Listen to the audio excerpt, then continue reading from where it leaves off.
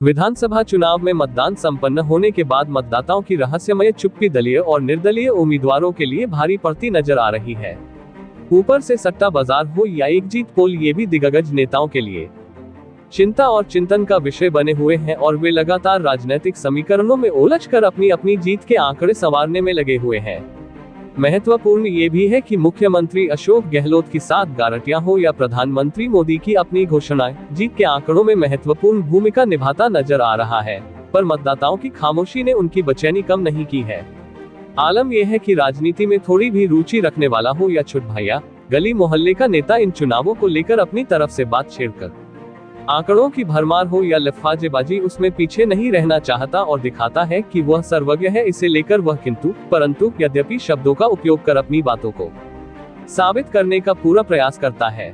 गुरुवार से एक जीत पोल का दौर भी शुरू हो गया है। इसमें भी राजस्थान व मध्य प्रदेश के मामले में काफी उलटफेर सामने आ रहा है, जबकि अन्य स्थानों पर सभी एक जीत पोल समान से दिखते नजर आ रहे हैं। राजस्थान में India today axis my India ने कांटे के मुकाबले की बात कहते हुए कांग्रेस को 86 से 106 सीटें, भाजपा को 80 से 100 सीटें और अन्य को 9 से 18 सीटें मिलने का अनुमान जताया है। एक समाचार पत्र ने भाजपा को 98 से 105 सीटें और कांग्रेस को 85 से 95 सीटें दी हैं। वहीं जन की बात के सर्वेक्षणकर्ताओं ने भाजपा को 100 से 122 और कांग्रेस को 62 से 85 सीटें मिलने का अनुमान जताया है।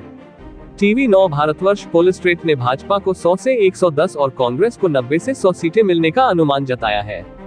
टाइम्स नाउ ईटीजी के एग्जिट पोल राजस्थान में भाजपा को 108 से 128 सीटें और कांग्रेस को 56 से 72 सीटें मिलने का अनुमान जताया गया है। टुडे चाणक्य ने कांग्रेस को साधारण बहुमत देते हुए कहा कि उसे भाजपा के 89 के मुकाबले 101 सीटें मिलेंगी। इंडिया टीवी CNS ने 200 सदस्यीय सदन में कांग्रेस को 94 से 104 और भाजपा को 80 से 90 सीटें मिलने का अनुमान जताया है। वहीं रिपब्लिक टीवी मैट्रिज ने भाजपा को 115 से 130 सीटें और कांग्रेस को 65 से 75 सीटें मिलने का अनुमान जताया है। पी मार्क के एग्जिट पोल में भाजपा को 105 से 125 सीटें और कांग्रेस को 69 से 91 सीटें मिलने का अनुमान जताया गया है। जिस्ट TIFNAI ने भविष्यवाणी की राजस्थान में सरकार बदलने की परंपरा जारी रहेगी, जिसमें भाजपा को 110 सीटें और कांग्रेस को 70 सीटें मिलने का अनुमान है। सटोरियो में सबसे चर्चित और विश्वसनीय माने जाने वाले फलोदी सट्टा बाजार के अनुसार ताजा स्थिति में भारतीय जनता पार्टी 2 तो कांग्रेस 1 राज्य में मजबूत नजर आ रही है, जबकि तेलंगाना में कांग्रेस को अच्छे प्रदर्शन की उम्मीद है। इधर भाजपा सट्टा बाजार के अनुमान में भी आगे चल रही है। राजस्थान में सट्टा बाजार भी भाजपा को पूर्ण बहुमत मिलने की बात कर रहा है। सट्टेबाजों के अनुसार राजस्थान में भाजपा 115 से ज्यादा सीटें जीत सकती है, जबकि कांग्रेस को ज्यादा से ज्यादा 70 सीटें ही मिलने की अनुमान है। इन सब किंतु परंतु यद्यपि के बीच वस्तुस्थिति 3 दिसंबर को ही चुनाव परिणामों के बाद स्पष्ट हो पाएंगे।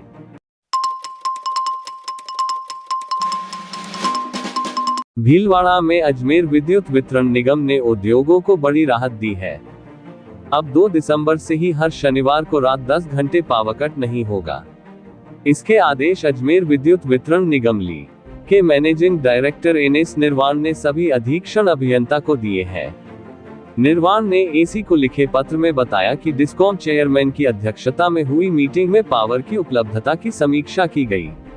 पावर उपलब्धता बने पर निर्णय लिया गया कि अब सप्ताह में 2 दिन के बजाय एक दिन ही शाम 6 बजे से सुबह 4 बजे तक यानी 10 घंटे पावर कट किया जाए। भीलवाड़ा AC राजपाल सिंह अकाल ने बताया कि भीलवाड़ा में अब शनिवार को पावर कट नहीं होगा, केवल मंगलवार को ही शाम 6 बजे से सुबह 4 बजे तक पावर कट किया जाएगा। प्रत्येक सप्ताह 2 दिन मंगलवार व शनिवार को 10 घंटे पावर कट का आदेश 23 अगस्त 2023 से ही लागू था।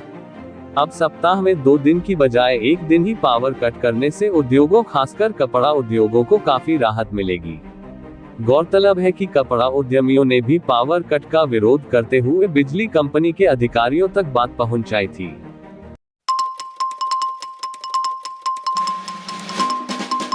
विधानसभा आम चुनाव 2023 के तहत भीलवाड़ा व शाहपुरा जिले के 7 विधानसभा निर्वाचन क्षेत्रों की मतगणना 3 दिसंबर को जिला मुख्यालय स्थित राजकीय पॉलिटेक्निक कॉलेज तिलक नगर में सुबह 8 बजे से होगी। आसीन, मांडल, सहारा, भीलवाड़ा, शाहपुरा, जहाजपुर एवं मांडलगढ़ की मतगणना के लिए नियुक्त किए जाने वाले माइक्रो पर्यवेक्षक, मतगणना पर्यवेक्षक, मतगणना सहायक एवं अतिरिक्त मतगणना कर्मचारियों कुल 489 का प्रशिक्षण नगर परिषद के महाराणा प्रताप सभागार टाउन हॉल में आयोजित किया गया।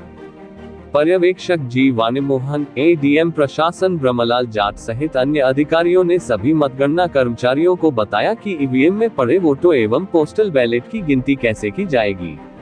मतगणना का पर्यवेक्षण पर्यवेक्षकों को कैसे करना है।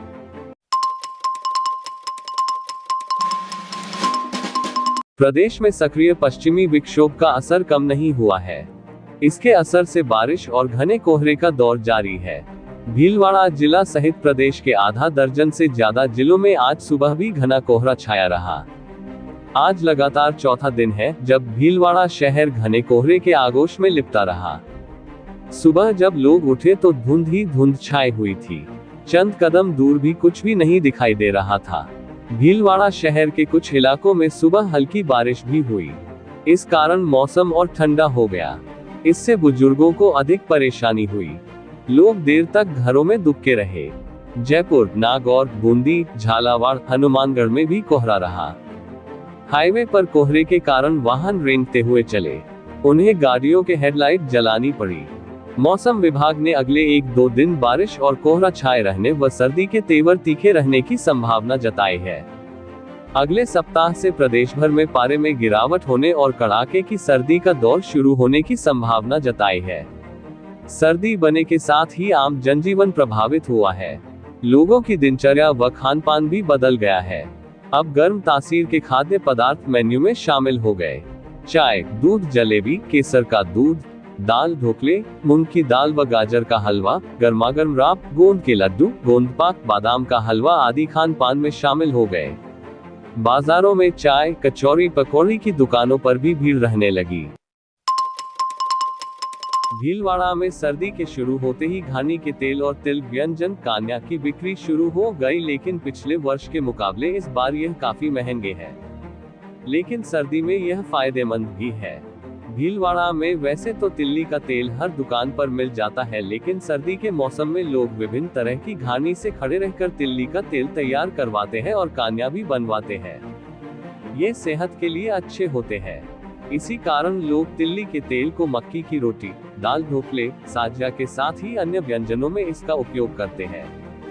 पिछले वर्ष के मुकाबले तिल्ली महंगी हुई है और इस बार 220 रुपए किलो की खरीद है। इसी के चलते तेल 400 रुपए किलो बिक रहा है।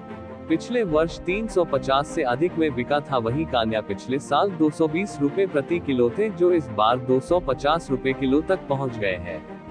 इसके बावजूद लोग तिल्ली के तेल का सर्दी में जमकर मक्की की रोटी और गुड़ के साथ उपयोग कर रहे हैं। वहीं कान्या का बिक्री भी पिछले वर्ष की तरह ही है।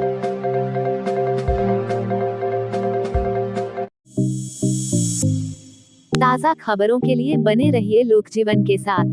लोकजीवन के YouTube चैनल को सब्सक्राइब करें, लाइक करें और बेल आइकन को प्रेस करें, जिससे कि हर वीडियो का नोटिफिकेशन आप तक पहुंच सके। धन्यवाद।